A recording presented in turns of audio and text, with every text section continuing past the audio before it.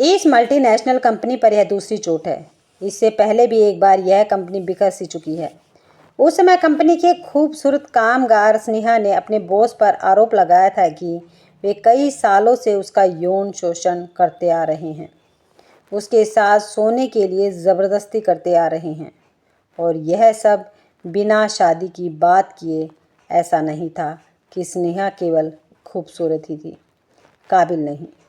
उसने बीटेक के बाद एमटेक कर रखा था और वह अपने काम में भी माहिर थी। वह बहुत ही शौक, खुश मिजाज और बेबाक थी।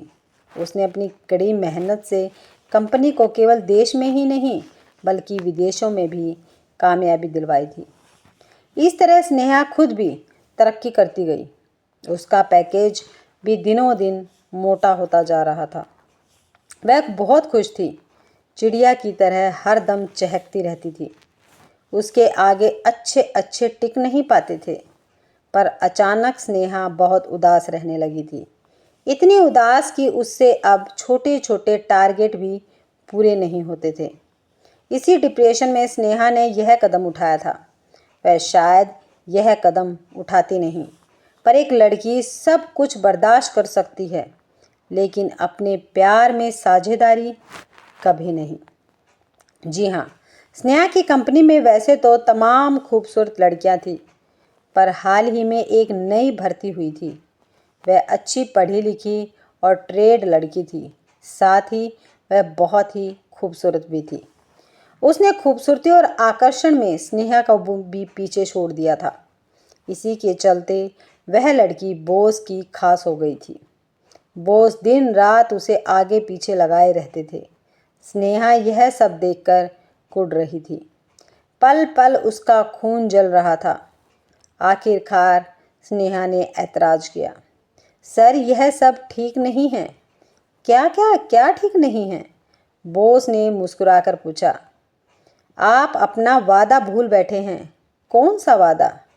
मुझसे शादी करने का। पागल हो गई हो तुम? मैंने तुमसे ऐसा वादा कब किया? आजकल तुम बहुत बहकी बहकी बातें कर रही हो। मैं बहक गई हूँ या आप? दिन रात उसके साथ रंग रलियां मनाते रहते हैं। बॉस ने अपना तेवर बदला। देखो स्नेहा, मैं तुमसे आज भी उतनी ही मोहब्बत करता हूँ जितनी कल करता था। इतनी छोटी छोटी बातों पर ध्यान मत दो। तुम कहाँ से कहाँ पहुँच गई हो। अच्छा पैकेज मिल रहा है तुम्हें। आज मैं जो कुछ भी हूँ अपनी मेहनत से हूँ। यही तो मैं कह रहा हूँ। स्नेहा, तुम समझने की कोशिश करो। मैं किससे मिल रहा हूँ, क्या कर रहा हूँ, क्या नहीं, इस पर ध्यान मत दो। मैं जो कुछ भी करता हूँ वह सब कंपनी की भलाई के लिए ही करता हूँ।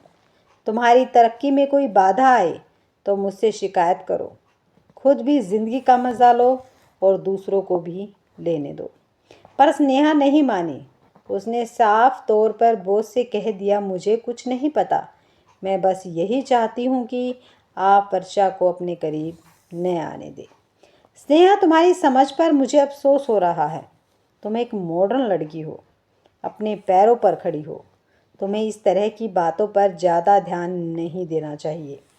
आप मुझे 3 बार हिदायत दे चुके हैं कि मैं इन छोटी छोटी बातों पर ध्यान न दूं। मेरे लिए यह छोटी बात नहीं है। आप उस वर्षा को इतनी अहमियत न दें। नहीं तो क्या? नहीं तो मैं चीख चीख कर कहूँगी कि आप पिछले कई सालों से मेरी बोटी बोटी नोचते रहे हो। बॉस अपना सब्र खो बैठे। जाओ, जो करना चाहती हो करो। चीखो चिल्लाओ, मीडिया को बुलाओ। स्नेहा ने ऐसा ही किया। सुबह अखबार के पन्ने स्नेहा के बॉस की करतूतों से रंगे पड़े थे। टेलीविज़न चैनल मसाला लगा लगा कर कवरेज को परोस रहे थे। यह मामला बहुत आगे तक गया, कोर्ट कचहरी से होता हुआ नारी संगठनों तक।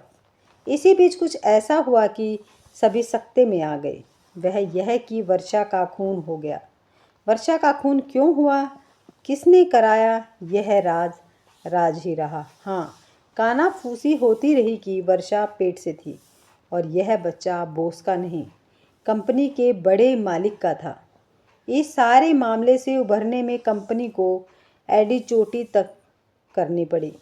किसी तरह स्नेहा शांत हुई। हाँ, स्नेहा के बॉस की बर्खास्तगी पहले ही हो चुकी थी। कंपनी ने राहत की सांस ली।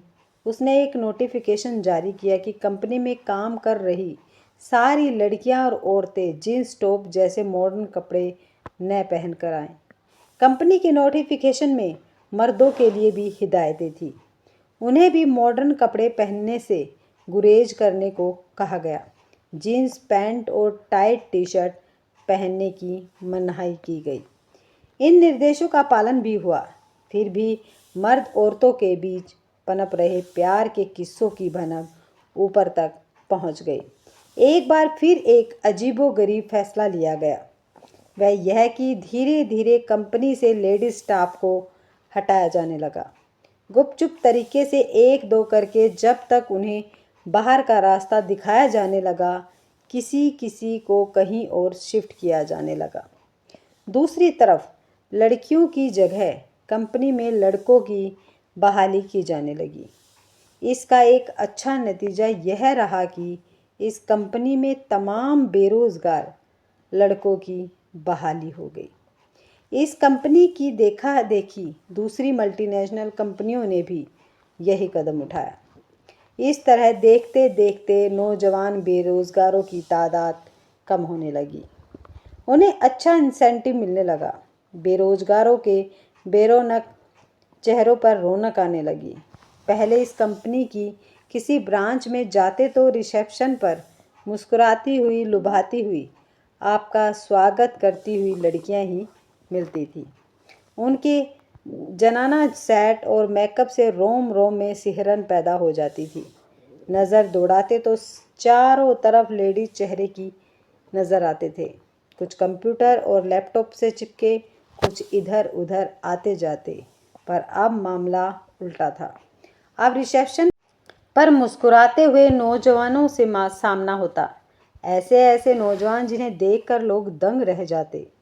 कुछ तगड़े, कुछ सीख से पतले, कुछ के लंबे लंबे बाल बिल्कुल लड़कियों जैसे और कुछ के बहुत ही छोटे, बेतरतीब बिखरे हुए। इन नौजवानों की कड़ी मेहनत और हुनर से अब यह कंपनी अपने पिछले गम भुलाकर धीरे धीरे तरक्की के रास्ते पर थी। नौजवानों ने दिन रात एक करके सुबह 10 बजे से लेकर रात 10 बजे तक कंप्यूटर में घुस घुस कर योजनाएं बनाकर और हवाई जहाज़ से उड़ानें भरकर एक बार फिर कंपनी में जान डाल दी थी। इसी बीच एक बार फिर कंपनी को दूसरी चोट लगी। कंपनी के एक नौजवान ने अपने बॉस पर आरोप लगाया कि वे पिछले 2 सालों से उसका यौन शोषण करते आ रहे हैं। उस नौजवान के बॉस भी खुलकर सामने आ गए। वे कहने लगे, हाँ, हम दोनों के बीच ऐसा होता रहा है, पर यह सब हमारी रजामंदी से होता रहा है।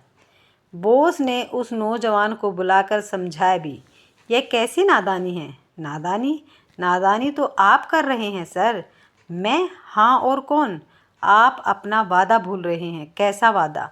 मेरे साथ जीने मरने का, मुझसे शादी करने का। तुम्हारा दिमाग खराब हो गया है क्या? दिमाग तो आपका खराब हो गया है, जो आप मुझसे नहीं, एक लड़की से शादी करने जा रहे हैं।